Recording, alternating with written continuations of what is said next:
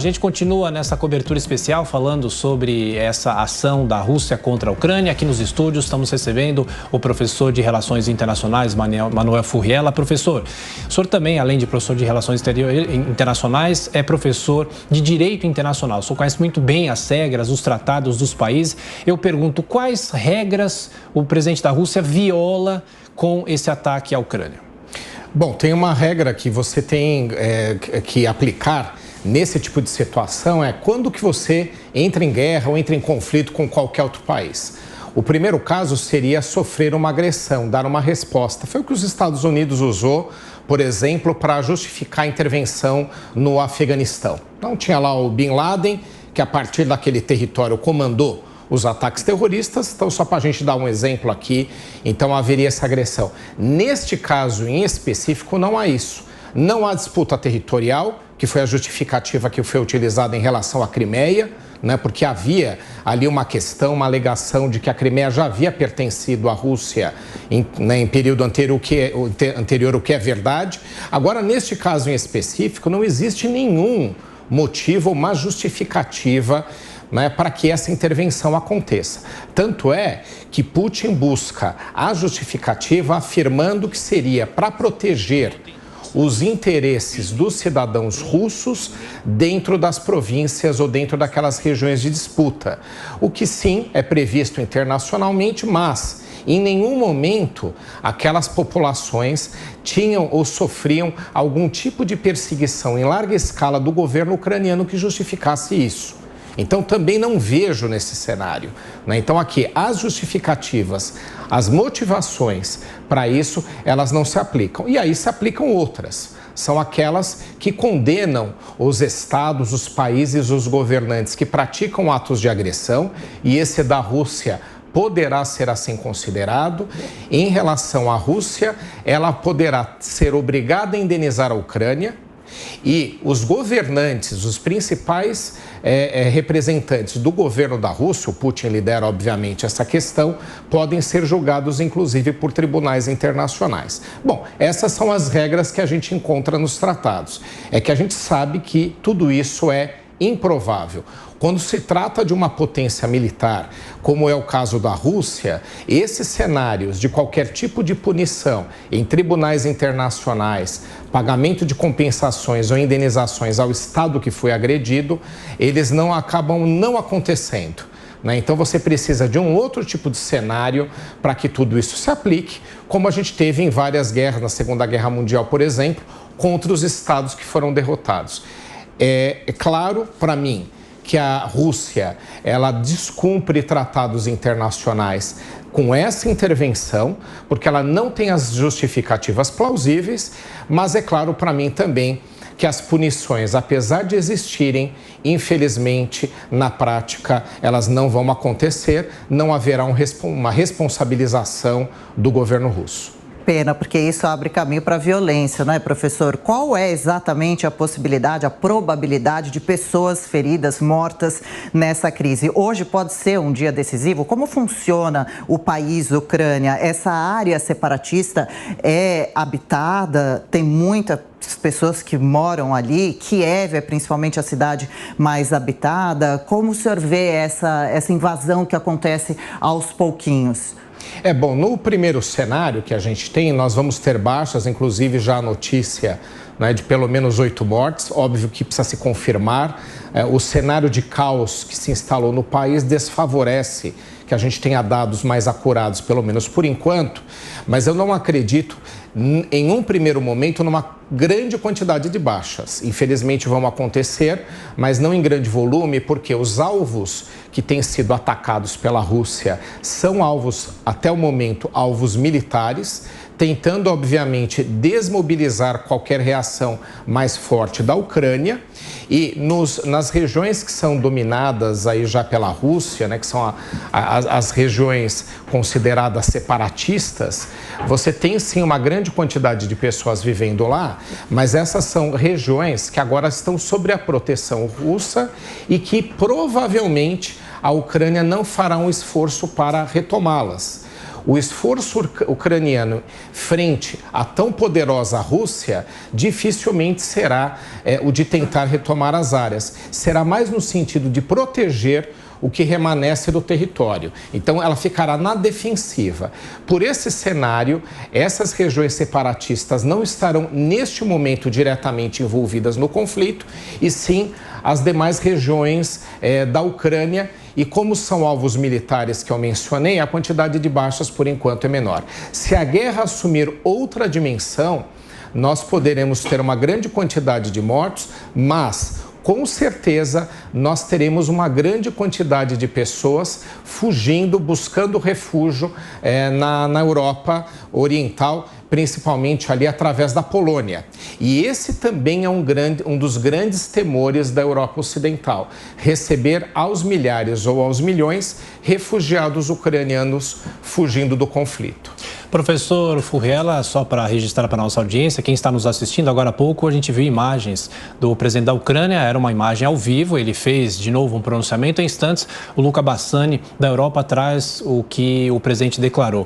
Agora, professor, o senhor sabe muito bem, a gente fala um pouco sobre a história das guerras, né? Claro que as guerras acabam sendo deflagradas dependendo do contexto mundial. No caso da Segunda Guerra Mundial, a guerra começou com os passos de Hitler e aí os outros países foram entrando na guerra. Os Estados Unidos entrou depois, com o ataque em Pearl Harbor e tal. Agora, essa guerra especificamente pega o mundo no momento em que há a pandemia, há um esforço muito grande de tentar conter o avanço do coronavírus, há um inflacionamento, né? Os Estados Unidos vivem inflação, o Brasil vive inflação, os países vivem, a Europa como um todo vive uma inflação. Uma guerra nesse momento pega o mundo talvez desprevenido, despreparado. Que momento é esse que começa essa possível ação da Rússia contra a Ucrânia? Você tem razão. Agora nós estaremos num cenário de começo de recuperação pós-pandemia.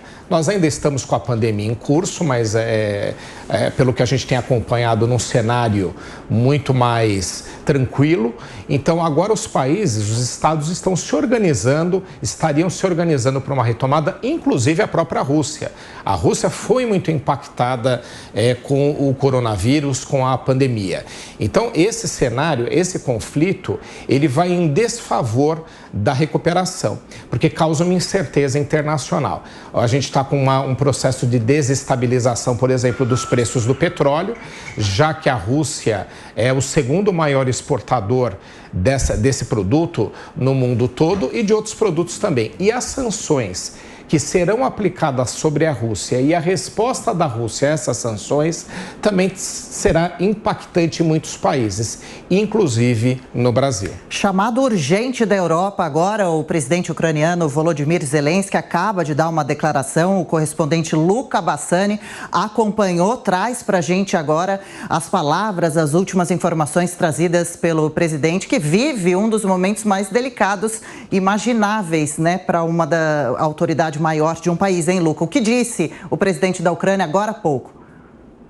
Exatamente. O primeiro discurso que ele fez à nação depois do ataque foi durante a madrugada, nas suas mídias sociais, até no formato vertical de telefone, que ele disse palavras de incentivo, de motivação. Hoje ele fez pela manhã, acabou de fazer um discurso um pouco mais concreto, contando exatamente quais pontos foram invadidos, tanto na região do Mar Negro, quanto também na região da fronteira. Disse que há pessoas feridas, há soldados feridos e que eles precisam de doação de sangue. Então ele até faz um apelo para aquelas pessoas que puderem doar sangue ou até mesmo algum tipo de ajuda financeira nesse momento. Diz que o sistema bancário ucraniano vai precisar de ajuda do Ocidente, assim como também equipamentos militares, caso haja uma nova investida por parte dos russos. Eu acredito que durante toda essa presidência, muito se falou dele, um político novo, relativamente inexperiente, e agora ele está vivendo essa prova de fogo exatamente para trazer a calma para a sua nação, que, como o professor Furriela bem disse, pode viver uma crise de refugiados imensa. Já vemos grandes filas de carros tentando deixar a capital Kiev e outras grandes metrópoles ucranianas, indo em direção sempre ao oeste, obviamente onde está a União Europeia, possivelmente será mais seguro ou demorará para que um ataque seja alcançado até essas regiões. Então, o presidente Zelensky ele está bastante abatido, você consegue ver isso através do próprio pronunciamento dele, mas pede ajuda ao povo ucraniano, diz sempre para não desistir, continua falando sempre palavras motivacionais. E hoje pela manhã também outra atualização aqui da Europa, a presidente da Comissão Europeia, Ursula von der Leyen, fez uma declaração bastante forte dizendo que a Rússia traz novamente o continente europeu à guerra, que era algo que por tantos anos se tornou impensável por conta da própria estabilidade criada pelo bloco europeu, pelos tratados de paz selados desde a Segunda Guerra Mundial. Então nós temos ela colocando toda essa culpa nas mãos de Putin e disse que hoje mais tarde novas sanções muito mais severas serão anunciadas em conjunto por todo o bloco dos países europeus que com certeza tentam minar a economia russa e também setores estratégicos para que essa guerra, se acontecer, dure menos ou não tenha a efetividade que o Putin gostaria. Ô Lucas, se você quiser, o professor Furriela está te ouvindo, se quiser fazer alguma pergunta para ele, trazer alguma informação que você obteve por aí, o que os analistas internacionais falam aí na Europa, onde você está, fique à vontade, Lucas. Bom dia, professor. Admiro bastante o seu trabalho. Gostaria de perguntar sobre a própria questão da dependência econômica. Nós vemos a situação muito delicada da Alemanha, da Áustria e da Itália. Se considerarmos agora apenas a União Europeia, a Alemanha é a primeira economia e a Itália a terceira, com grande dependência do gás, do óleo e de outras commodities, obviamente, da Rússia. O senhor acredita que há algum limite nas sanções impostas por esses países ou até mesmo no tom do discurso para evitar uma possível catástrofe econômica nesses países tão dependentes da Rússia? Sem dúvida, há um limite. E tem um aí muito claro, não é? Você tem um novo gasoduto que foi construído principalmente com financiamento de empresas alemãs, que é o Nord Stream número 2, entre a Rússia e diretamente a Alemanha, porque os gasodutos anteriores, né, os principais, você tem um outro ali também ao lado do Nord Stream 2, mas os gasodutos mais antigos, eles passavam justamente, olha só, dentro do território da Ucrânia, pagando inclusive importantes divisas para aquele país. A Alemanha construiu um gasoduto, esse de número 2, juntamente com a Rússia e não pôde inaugurá-lo. Então, isso traz impactos para a Alemanha de dois tipos.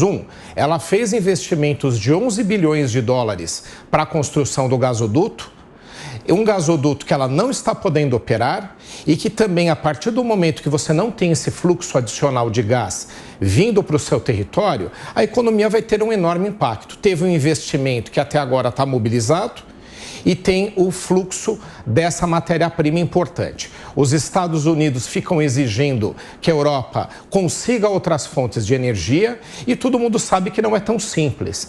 É o continente mais desenvolvido do planeta, com grande concentração não somente econômica e populacional e que, por óbvio, necessita de recursos naturais para movimentar sua economia e eles não são tão facilmente obtidos quanto fica parecendo para quem está fora daquele contexto. Então, sim, esses países têm limite nas suas sanções e esses interesses também econômicos explicam, como eu já havia dito, porque que a Europa até agora estava sendo muito mais amena nas críticas e nas sanções à Rússia, porque ela tem muito mais a perder do que qualquer outra região.